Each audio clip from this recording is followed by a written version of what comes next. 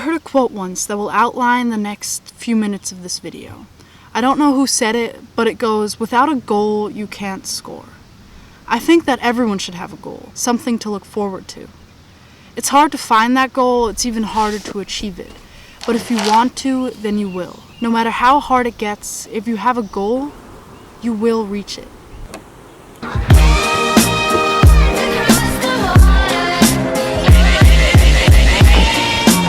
See, for me this year was kind of like a race, not with other people, but with myself.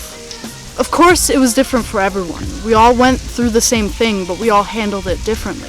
We all had different goals. To be honest, I didn't know what I was getting into at the beginning of the year, and to be even more honest, I didn't have a goal at the beginning of the year. My goal was to get to the end of the year. Now that sounds pretty sad because there were a lot of great things that we did this year. I won't be able to go over everything, but here are some things that I thought were pretty great. First was the personal narrative. I wrote mine about an old lady who gave me dark chocolate every day for 6 years. I hate dark chocolate. But it was the first essay that I was actually kind of proud about. I finally realized that this class was all about being unique, standing out, doing something different. The personal narrative taught me that. Okay, let's move on.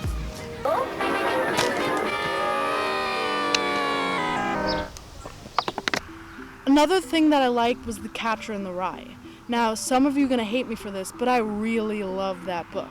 Some people say that some stories are better when they remain untold. The book Catcher in the Rye proves that every story, no matter where you are or what you're thinking, can impact someone's life. And the irony right now, I'm in a rye field. Now I just need something to catch. Okay, let's talk about portfolios. I don't want to bring in too many cliche metaphors into this video, but man, the portfolios was like walking up an escalator that's going down. I never really figured out the whole giving yourself time thing and kind of just did all of my essays the night before. Of course, we were told to plan ahead, to get a head start. I didn't do that. I probably should have, but I didn't. Ruining my shot. I learned something really important though with all of my portfolios. When you don't have enough time and you're rushing to finish something, that's when the true hard work comes into play. Okay, the poetry slam, the climax of this whole entire year. That was like climbing up an escalator that's going down, but with carrying a bunch of luggage. That was Bigfoot and we were the tiny people being stomped on. I wrote mine about overthinking.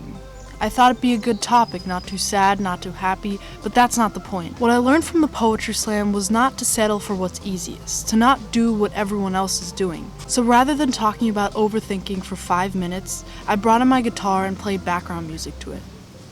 When you dare to do something different, it pays off at the end. I also learned to not give a what other people think of you. Who cares if you mess up? If you want people to hear you, to listen to you, you have to be confident and you have to speak up. Now back to the show. Mob mentality was something that we only briefly discussed, but I thought it was important. I don't mind when other people follow other people around and copy them to learn something, but I still think that if you go the extra step and do your own thing, it'll benefit you at the end. It's like the domino effect. If you knock one domino over, the rest of them will fall. So, do you really want to be one of those falling dominoes, or do you want to be the last one standing? That's something that really stuck with me through Julius Caesar, but I'm not gonna get into that, except for showing you this clip.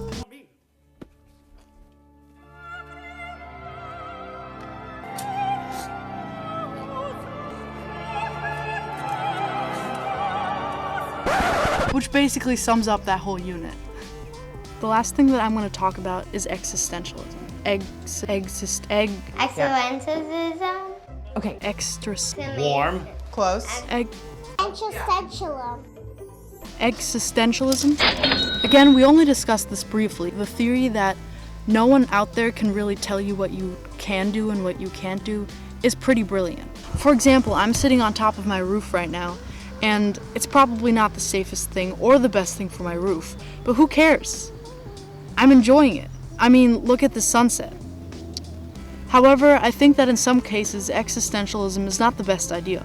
But sometimes you have to take control of your own life and stop waiting or blaming other things to come in and guide you. When Mr. Bricado told us to share our symbol for existentialism, I brought in a family playing with a ball on Mars. For those people to be up there, forgotten by the rest of society on Earth, doing their own crazy, wild thing is pretty courageous. For me, that's existentialism. What I'm trying to say is that while I try to put this year into perspective, I know that I will never really be able to. Because there were so many things that we did this year in this class that there's no way to talk about it all. And even though this year was divided into 4 quarters, I don't see it that way. I think of it as one whole big quarter that we've finally conquered. We've all evolved into better writers, better public speakers, and overall better storytellers. The reason I'm saying we and not I is because this year was about everyone, and we all improved together. So even though we might have had different goals this year, we have all reached the finish line that is Honors English. 117.